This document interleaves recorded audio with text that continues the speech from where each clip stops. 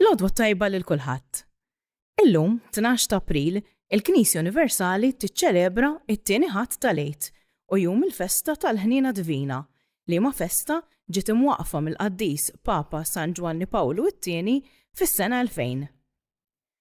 Nilqgħukom għal din il-quddiesa mill-Kappella tad-Dar tal-Kleru, dar li mbniet minn Monsinjur Salv Grima bħala dar għall-irtiri għas-saċerdoti, kif ukoll bħala residenza għas-saċerdoti anzjani jew morda jew li jkunu għaddejjin minn żmien ta' konvalesċenza. 62 sena ilu, Monsinjur Grima waqqaf ukoll il-qaddejja taċ-ċenaklu li huma s-sorijiet li jiddedikaw ħajjithom għas-saċerdoti li jgħixu f'din id-dar. Jiċċelebra din il-quddiesa l-Isqof Awżiljarju Joseph Gallia Kurmi flimkien ma' saċerdoti li jgħixu f'din id-dar.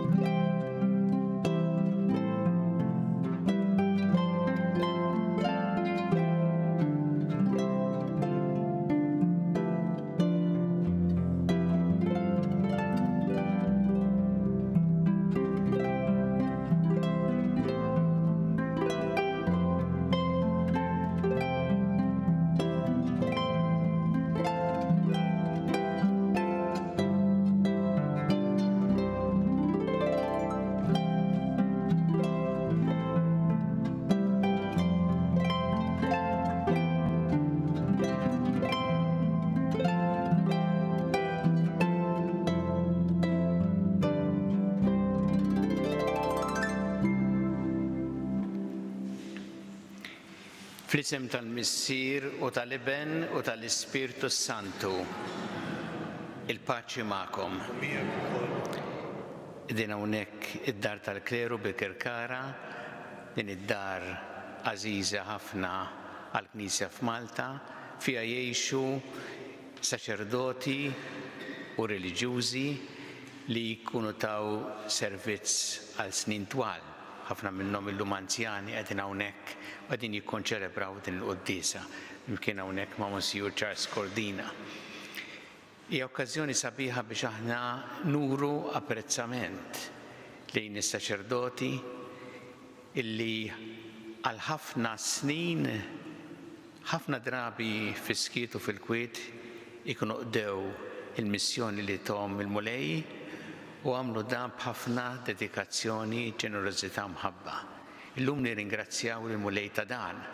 Aħna qegħdin hawnhekk din id-dar għażiża u tajjeb illi aħna lkoll illi nkunu gawdejna minn din il-ħidma tas-saċerdoti nibqgħu nuru apprezzament u gratitudni lejhom.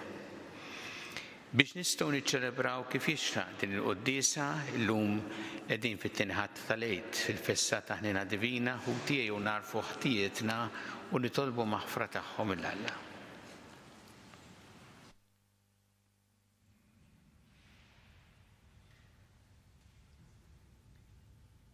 Int li kont mibgħut biex tfejjaq il-bnedmin ta' qalbhom niedma Mulej ħniena. Int li ġejt biex issejjaħ li mitinbin Kristu ħniena. Int li qed fil-lemin tal-Missier biex tidħol għalina Mulej ħniena. Iħenna lina Alla li jista' kollox jaħfrinna dnubietna u jwassalna għal ħajja ta' dejjem. Glorja l-Alla fl-għoli ta' smawiet u paċi fl-art l-bnedmin ta' rieda tajba. Nfaħruk, inberkuk, nadorawk, natuk ġieħ, irrodu lek ħajr għal-glorja kbira tiegħek. Mulej Alla, Sultan tas-sema, Alla Missier li tista' kollox. Mulej Iben waħdini Ġesu Kristu, Mulej Alla ħaruf talla bin il-Missier. Inti tneħħi d-dnubiet tad-dinja enna lina. Inti tneħħi d-dnubiet tad-dinja il-qatt tal-btana. intlijiet fuq il-lemmin tal-missier ħenna lina. Għaliex inti waħdek qaddis, inti waħdek mulej, inti waħdek il-għoli Ġesu Kristu ma l-Ispirtu Santu fil-glorja tal-missier Alla. Amen. Nitolbu. O Alla taħnina bla tarf, matul dawn il-festi tal-Eid inti tħeġġeġ il-fidi tal-poplu qaddis tiegħek. Qawwieħ ukoll fil-grazzja li tajtu biex kulħadd jifhem bid-den kollu bliema ħasil tnaddaf, bliema spirtu tnissel mill-ġdid u bliema demm infeda. Bibnek Ġesu Kristu Sidna li għallam jekk jgħixu jissaltan flimkien mal-Ispirtu Santu għal dejjem ta' dejjem.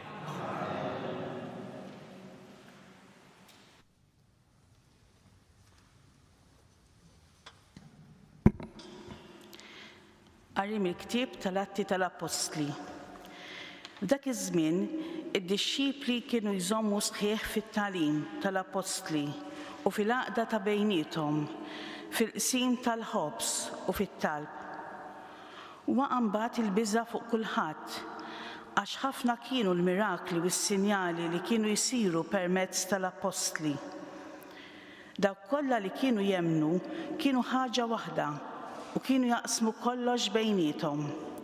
Ibiegħu ġidhom u kull ma jkollhom u jaqsmu l-dħul bejn kulħadd skont il-ħtieġa ta' kull wieħed.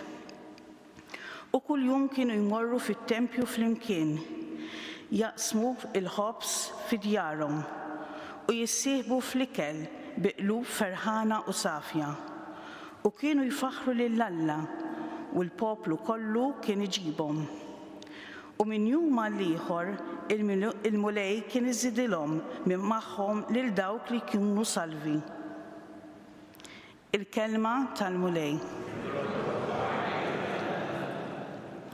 Faħru lil mulej għaliex hu tajjeb għax għal dejjem it-tieba tiegħu. Flimkien faħru l-mulej għaliex hu tajjeb għax għal dejjem it-tieba tiegħu. Ħajjgħidu quliet Iżrael għal dejjem it-tieba tiegħu. Ħatgħid dar Aaron għal dejjem it-tieba tiegħu. Ħajjgħidu dawk li jibżgħu mill-mulej għal dejjem it-tieba tiegħu. Flimkien faħru lill-mulej għaliex hu tajjeb għax għal dejjem it-tieba tiegħu. B'saħħithom kollha mbuttawni biex naqa' imma l-mulej tani l-għajnuna. Qawwa tiegħi u għana tiegħi il-mulej u kien għalija s-salvazzjoni tiegħi. Għajat ta' ferħ u reb fl-rejjex tat-tajbin, il-leminija tal-mulej għamlet ħwejjeġ ta' ħila. Flimkien faħru l-mulej għaliex hu tajjeb għax għal dejjem it-tieba tiegħu.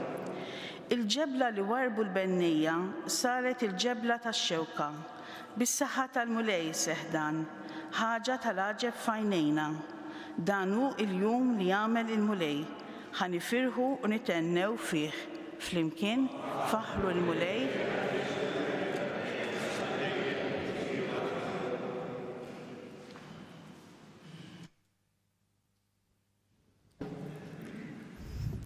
Qari mill-ewwel littra ta' San Pietru Apostlu. Ikun imbierek Alla u missier Sidna Ġesu Kristu li fil-ħniena kbira tiegħu reġa' wilidna għal tama ħajja bil-qawmien ta' Ġesu Kristu mill-imwiet u għal wirt li la jitħassar, la jittebba u lanqas jinxef.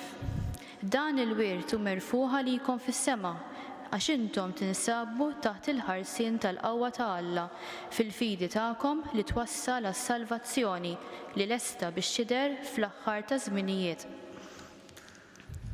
Għalhekk għandkom għax tifirħu imqar jekk issa għal ftit żmien ieħor jeħtieġilkom titniktu taħt ħafna provi, bħalma d-debb li jintemm jgħaddi mill-prova tan-nar hekk tgħaddi mill-prova l-fidi tagħkom li tiswa aktar mid-debb biex ikun jisħoq ilha tasal għat-tifħir, għall-glorja u għall-ġieħ meta jidher Ġesu Kristu. Lilu għalkemm ma rajtuhx intom tħobbuh, fih qatt li issa m'intom xtarawh intom temnu, fih intom tifirħu ferħ glorjuż li ma jistax jitfisser waqt li tiksbu l-għan tal-fidi tagħkom li hu s-salvazzjoni tagħkom. Il-kelma tal-mulej inroddu ħajr lill-Alla.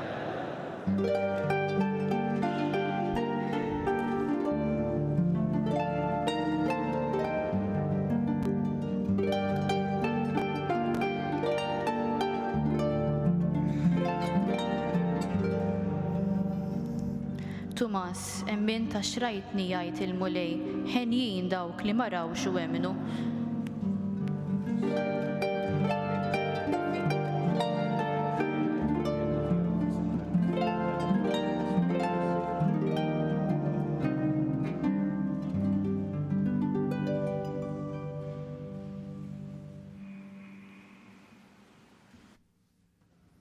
Il-mulej ma'kom. Qari mill-Evanġelu skont San Ġwan. Dakinhar fil-għaxija, fl-ewwel jum tal-ġimgħa, meta d-dixxipli kienu flimkien imbeżża mill-lut bil-bibien magħluqa, ġie Ġesu għad f'nofshom u qalilhom: Sliem għalikom. Kif qalek urihom idejh u ġenbu. Id-dixxipli ferħu meta raw lill-mulej. Imbagħad Ġesu tenna jgħidilhom: Sliem għalikom. Kif il-Missier bat lili, hekk jiena nibgħat lilkom. Kif għalhekk nefħ fuqhom u qalilhom: Ħudu l-Ispirtu Santu. Dawk li taħfrulhom dnubithom ikunu maħfura u dawk li żommuhomlhom ikunu miżmuma. Tumas, wieħed mit-tnax jgħidulu t-Tomi, ma kienx magħhom meta ġie Ġesu. Għalhekk id-dixxipli l-oħra qalulu: Rajna l-mulej. Iżdu qalilhom: Jekk ma narax f'idejh il-marka tal-imsiemer u ma nqgħidx sebgħi fuq il-marka tal-imsiemer u idu fuq ġenbu, jien ma nemmix.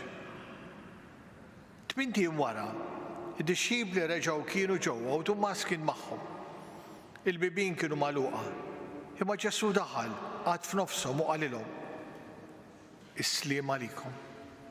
Imbagħad qal lil Tumas: Ġib sebek hawn u wara jdejja u ressa idek u qiegħda fuq ġenbi. Tkunx bniedem bla fidi, iżda emmen. Wieġbu Tumas u qallu: Mulej tiegħi u Alla tiegħi. Qallu Ġesu: Emminta xrajtni, ħenjin dawk li ma rawx u emnu.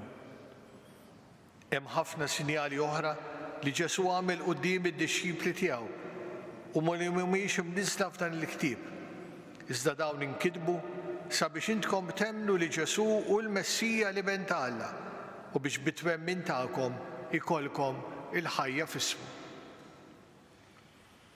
Din li għadna kemm rajna hija l-kelma tal-mulej Ġesu.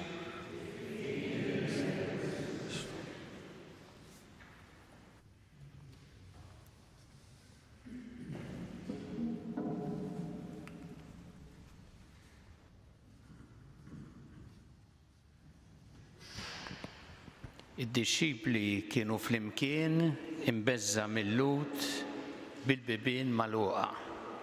Dan hu li naqraw illum fl-Evanġelu skont San Ġwan u mill-ewwel nidħlu f'xena mimlija tensjoni u biża'. Dixxipli jinsabu miġbura flimkien wara bibien magħluqa. Dawn il-bibien mhux biss kienu magħluqa minn barra, imma kienu wkoll simbolu tal-qalb tagħhom. Qalb magħluqa mill-biża', mill-ħtija, mid-diżappunt u mill-konfużjoni. Huma kienu raw il-Ġesu jmut, kienu raw il-ħolm tagħhom jitfarrak, it-tama tagħhom issa tgħib fix-xejn. U forsi kienu qed jistaqsu lilhom infushom jekk kollox kien spiċċa hemm. Imma proprju f'dan il-mument meta kollox jidher magħluq u mitmum, Ġesu jiġi f'nofshom. Lilu ma jwaqfuhx il-bibien magħluqa, ma jistennihomx jiftħu huma, ma jidħolu. U l-ewwel kelma li jgħidilhom mhix kelma ta' ċanfira jew ta' ġudizzju, mhix kelma li tfakkarhom fil-passat, imma kelma ta' faraġġ u ta' ħajja. Is-slim għalikom, tislima li jerġa' jirrepeti u jerġa' jgħidha darb'oħra. Is-slim għalikom. Dan is-slim li għati Ġesu mhuwiex sempliċi paċi esterna u nuqqas ta' ġlied. Hija paċi profonda li tmiss il-qalb, li tfejja il-feriti tal-passat, li ġib il-maħfra fejn hemm il-ħtija u li terġa' tibni relazzjoni ma' Alla. Hija paċi li tagħti lid-dixxipli l-kuraġġ li jerġgħu jibdew. Imbagħad Ġesu jurihom idejh u ġenbu, jurihom il-feriti tiegħu li huma riżultat tal-vjolenza fuqu. Ma dawn il-feriti huma ċavetta biex nifhmu l-ħniena divina. Għax il-feriti ta' Ġesu mhumiex biss tifkira ta' dak li bata, imma huma prova ħajja tal-imħabba tiegħu. Huma feriti li ma jikkundannawx, imma jaħfru.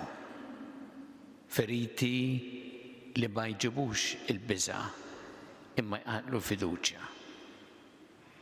Ħanħarsu ftit lejn dak li jagħmel Ġesu mad-dixxipli u naraw fid-dawl tar-realtà ta' ħajjitna. Għax ħafna drabi aħna wkoll nixu wara bibien magħluqa, nagħlqu qalbna biex nipproteġu ruħna, nagħlqu qalbna meta nweġġgħu, nagħlqu qalbna meta nidimbu nibżgħu nersqu lejn Alla.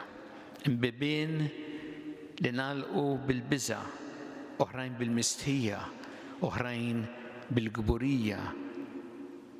U xi kultant lanqas aħna stess ma nintebħu kemm dawn il-bibien saru ħoxnin u tqal. Dak li Ġesu ħaj għamel mad-dixxipli tiegħu jagħmlu magħna wkoll.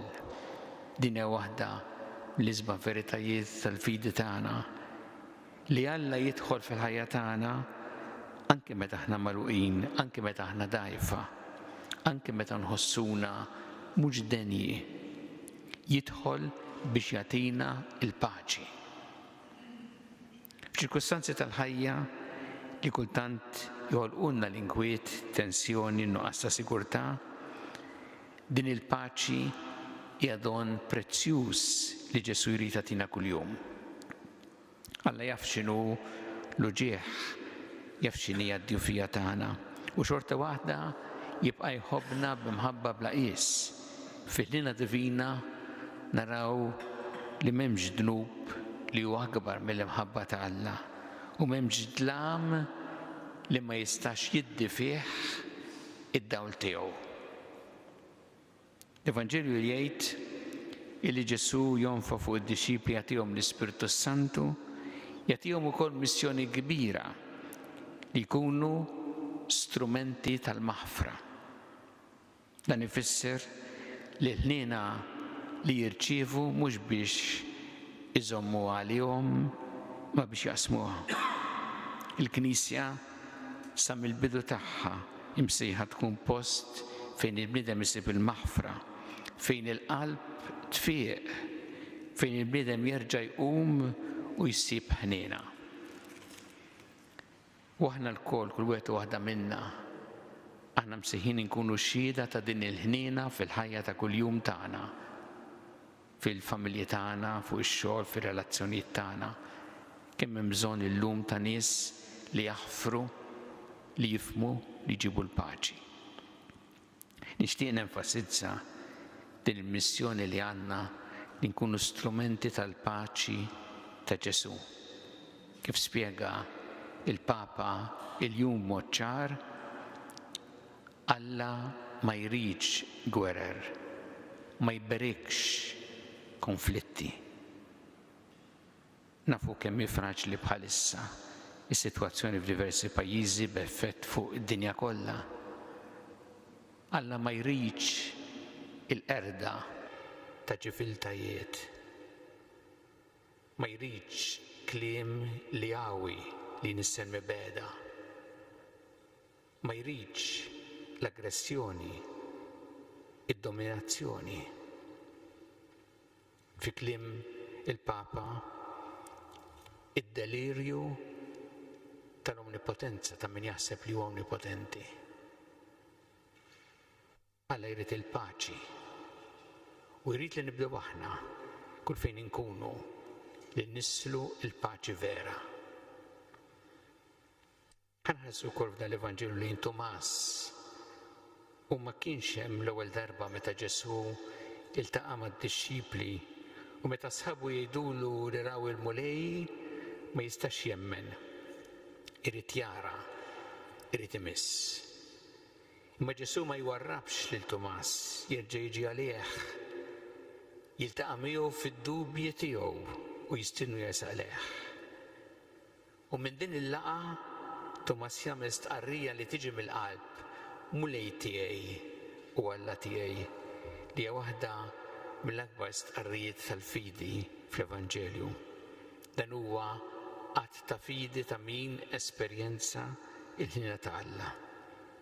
Tomas huwa għajnuna kbira għal kull wieħed u waħda minna.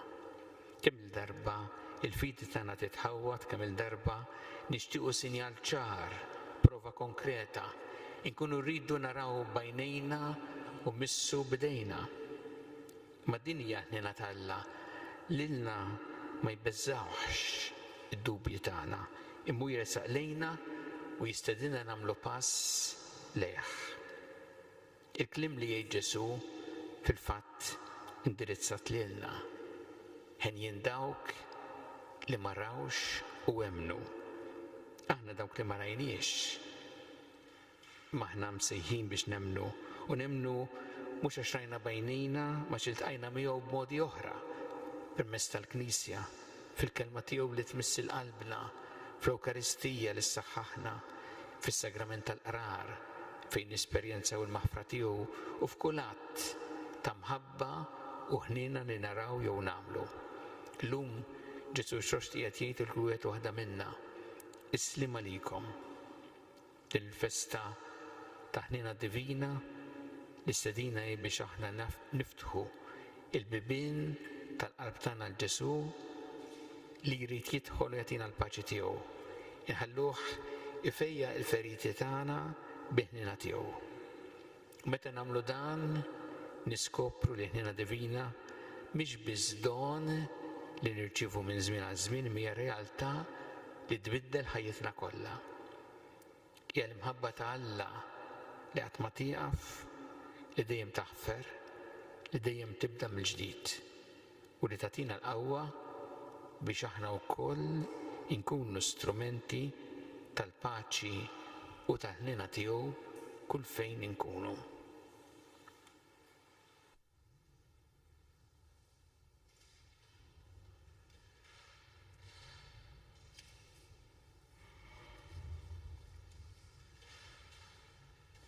Sa flimkien nagħmlu l-istqarrija tal-fidi tagħna. Jiena nemmen f'Alla wieħed il-missier li jista' kollox li ħalaq is-sema u l-art, dak kollu li jidher u dak li ma jidhirx. U f'mnej wieħed Ġesu Kristu ben waħdini ta' Alla, imnissel bin-missier qabel kull żmien. Alla minn Alla, daw minn dawl, Alla veru minn Alla veru. Imnissel mhux magħmul natura waħda mal-missier u bieħsar kollox. Niżel mismewiet għalina l-bnedmin u għal-fidwa tagħna u ħaġġisem bis-seta tal-Ispiritu Santu minn Marija Verġni u sar bniedem. Salbu ħalina bata taħt Ponzju Pilatu mietu tifnuh u fit-tielet jum qam minn bejn l-imwiet skont il-kodba mqazza u tela s-sema u qiegħed fuq il-lemmin tal-missier u għandu jerġa' jiġi bi glorja biex jagħmel ħaq mill-ħajjin u mill-mejtin u s-satna tiegħu ma jkollix tmiem. U fl-Ispiritu Santu mulej li jagħti l-ħajja li ġej mill-missier u mill-liben li meqjum u weġġa flimkien mal-missier u mal-liben u li tkellem fom il-profeti u fi knisja waħda قديسة كاثوليكا أبوستوليكا نسأل ممضية واحدة المغفرة النوبيت نستنى أمام من الأموات والحياة تزملي جاي أمن. كريستو جسو إرشوشت يوري لي نفسه لنا يعطينا الباċi tiegħu u jistedinna nemnu qalbna mimlija fiduċja ejjew inrisqulu it-talbiet tagħna. Tolbu għall-Knisja biex imġedda bil-qawwa tal-Evanġelju tħabbar bil-ferħ il-qawm minn dak Kristu mill-imwiet u ġġib it-tama lid-dinja kollha nitolbu. Tolbu għal kull min għandu xi awtorità politika sabiex mimlija bil-erf tiegħek jarfu jieħdu deċiżjonijiet b'integrità u dejjem ifittxu l-ġid komuni nitolbu. Nitolbu għas-saċerdoti kollha u reliġjużi residenti f'din id-dar biex inti mulej tkompli timlilhom qalbhom bil-paċi u l-imħabba tiegħek u tgħinhom biex jaqdu l-missjoni li qed tafdalhom f'idejhom hawnhekk f'din id-dar nitolbu. Nitolbu wkoll għal għaddejja taċ-ċenaklu li jagħtu servizz b'imħabba, b'ġenerożità, b'dedikazzjoni kbira għas-saċerdoti. Nitolbuk mulej biex tkompli tgħinhom ħalli jaqdu din il-missjoni tagħhom b'imħabba kbira nitolbu. Nitolbu għal paċi fid-dinja, għal paċi f'tant pajjiżi fejn il-konflitti u l-ġlied. Nitolbu għal dawn kollha li huma vittmi tal-mibeda, tal-vjolenza, tal-disprezz lejn il-ħajja u d-dinjità tal-bniedem nitolbu. Mulej Alla tagħna il-qattal li qed nagħmulek illum u fuq l-eżempju ta' Sant Tumas ejna nelbu d-dubju l-biżgħat tagħna biex narfu dejjem il-preżenza tiegħek ħajja fostna. Int li tgħixu s-saltan għal dejjem ta' dejjem.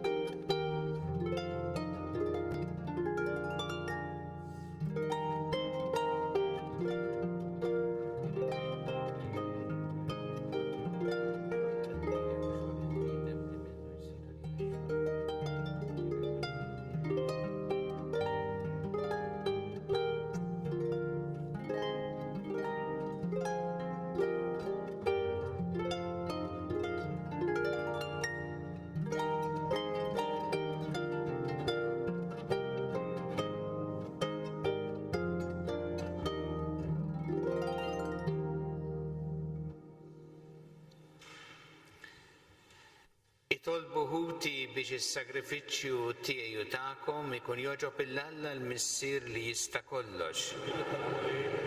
Is-sagrifiċċju għat-tifħir u l-glorja ta' ismu għal ħtiġijiet tagħna u tal-Knisja mezza tal-Advent. Ilqamu lej l-offerta tal-poplu tiegħek u tal-uliet li tweldulek minn ġdid biex dawk kollha li ġġeddu fl-istarija ta' ismek u bil-magħmudija jiksbu lena ta' dejjem bi Kristu Sidna. Amen. Il-mulej magħkom. Nerfgħu qlubna l-fuq.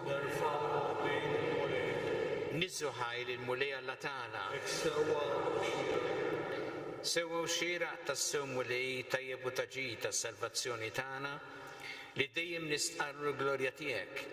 Iżda ferħ akbar inxandruha f'dan il-jum li fih ġie sagrifikat Kristu il-ħaruf tal-għid tagħna.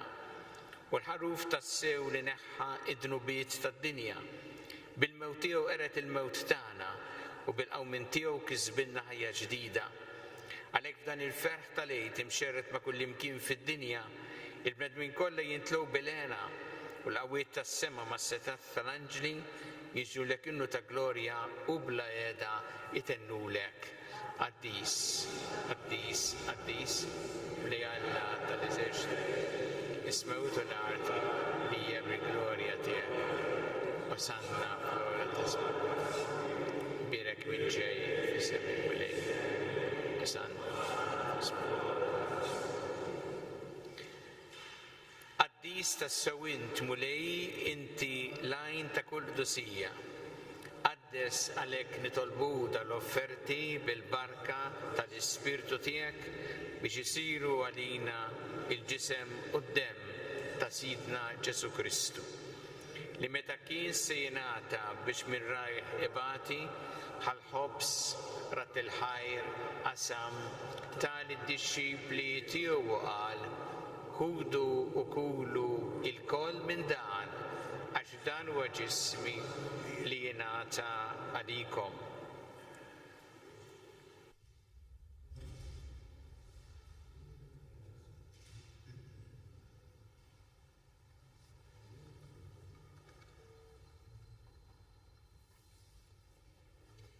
Jekk ukoll wara li klaħħa il-kalċi reġarat il-ħajr tal-disċipli tiegħu qal ħudu u jxorbu minnu l-koll għax dan huwa l-kalċi ta' demmi tal-patt il-ġdid li jibqa' dejjem id-demm li jxerret għalikom u għall-bnedmin kollha għall-maħfra tad-nubiet. Għamlu dan b'tifkira tiegħi.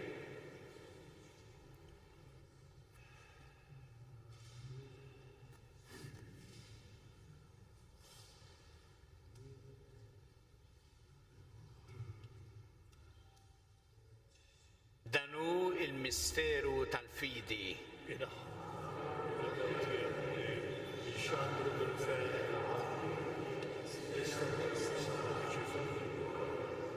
Għalhekk aħna u nagħmlu dan tifkira tal-mewt il-qawmien ta' Sidna Ġesu Kristu, nofrulek mulej il-ħobs tal-ħajja u l-kalċi tas-salvazzjoni u rrodulek ħajra xogħġbok tilqana hawn quddiemek biex naqduk. U miċ-ċokon tagħna nitolbu li l-Ispirtu Santu jaqgħadna f'ġisem wieħed lilna li nieħdu sehem mill-ġisem u d-demm ta' Kristu. Ftakar mulej fil-Knisja tiegħek mxerda mad-dinja kollha. Għaqada fl-imħabba flimkien mal-Papa Leone, mal-Arċisqof tagħna Charles, mal-Isqof Anton, mal-Isqof Joe, l-isfijiet, is-saċerdoti, ir-reliġjużi, il-persuni konsagrati, il-miżżewġin u l-imamdin kollha. Ftakar fil-eżis mejtin tagħna.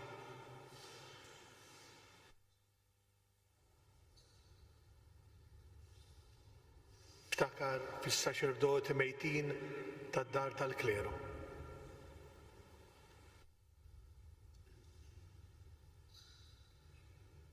Ftakar fis-sorijiet għaddejja taċ-ċenaklu li qdew din id-dar.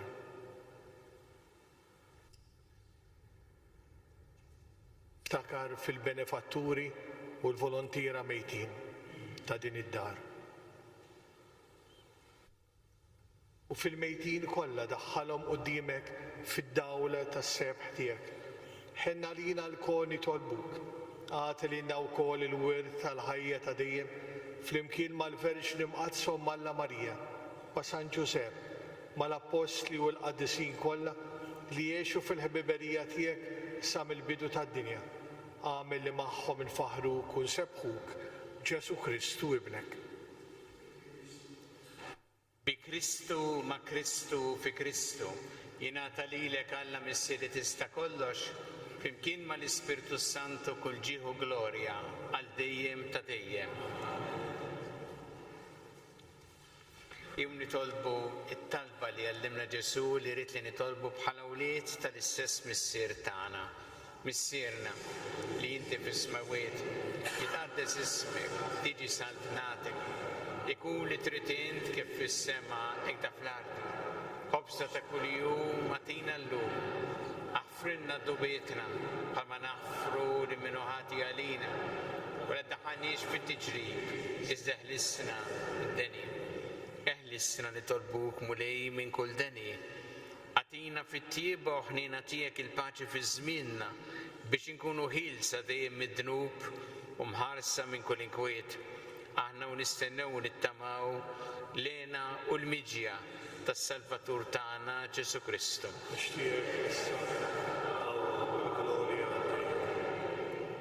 Muli Ġesu Kristu li jett l-apostli tiegħek inħallilkom is-sliem, natikom is-slim tiegħi.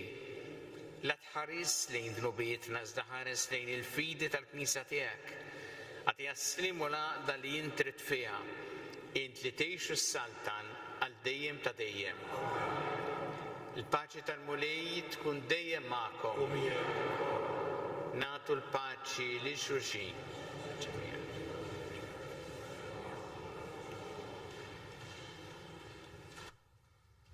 Magħruf talla li tneħħi d-nubiet tad-dinja.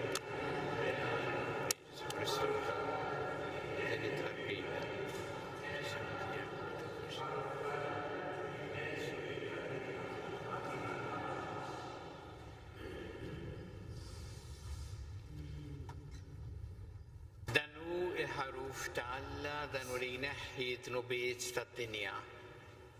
Ħenjin dawk li huma mistiedna l-ikra tal-ħaruf.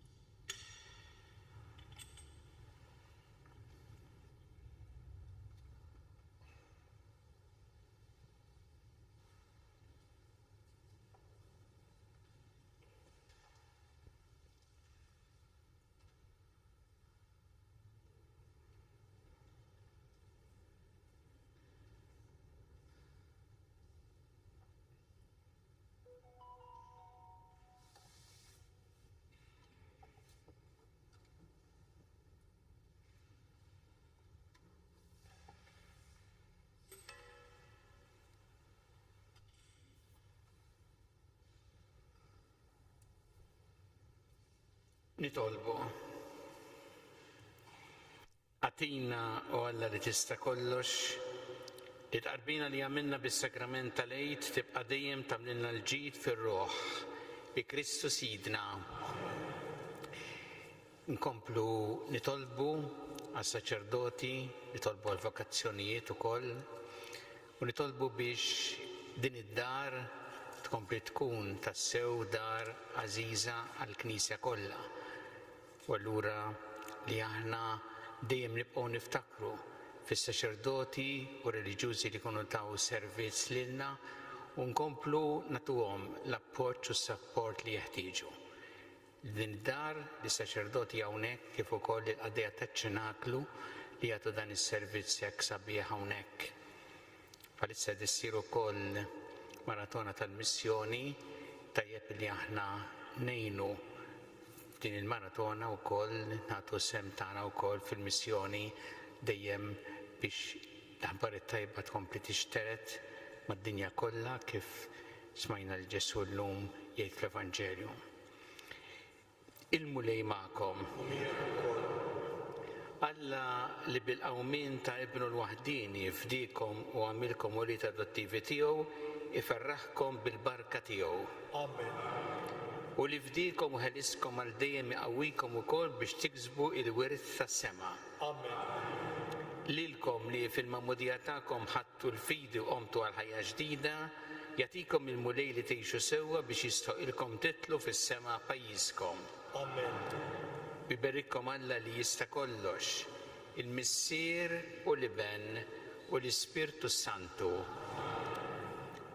Immorru ngħixu fil-paċi ta' Kristu, alleluja, alleluja. Għoddu ħajr lil-Alla, alleluja, alleluja.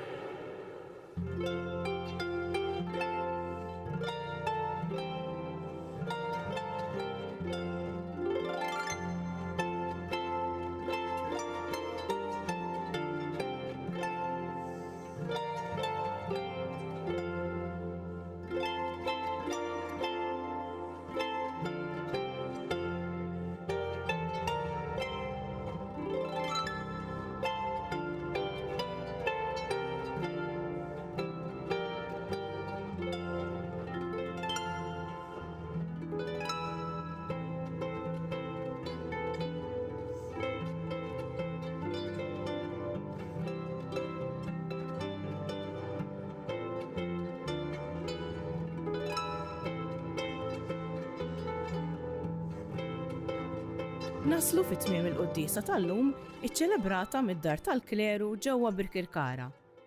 Infakrukom li min jixtieq jagħmel xogħol ta' volontarjat mad-dar tal-kleru jista' jagħmel kuntatt mad-dar fuq 21 44 1670.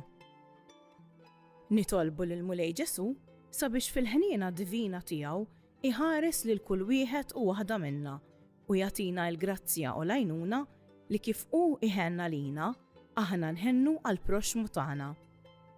Nitolbu lil Mulej sabiex dawk kollha li qed iħossu s-sejħa saċerdozju ma jibżawx jgħidu iva lil Mulej.